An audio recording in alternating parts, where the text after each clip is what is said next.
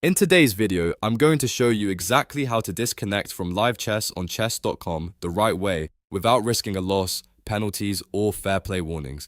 This is especially important if you're trying to reset your session, fix account issues, or even make changes like updating your username. I'll walk you through everything step by step so you can do it safely and quickly. And if this video helps you out, make sure to hit that like button and subscribe for more simple and useful tutorials just like this. Alright, let's jump in.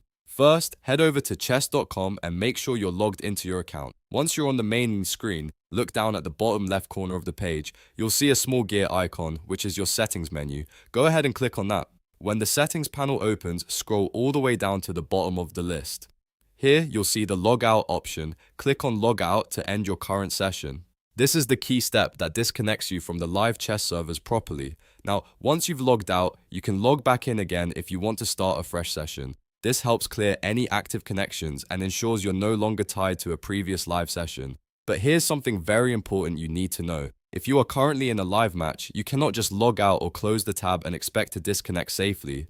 Doing that can actually cause problems. If you're in a game, you need to properly end the match first. To do that, look for the Resign button, which is usually represented by a small white flag icon on your screen.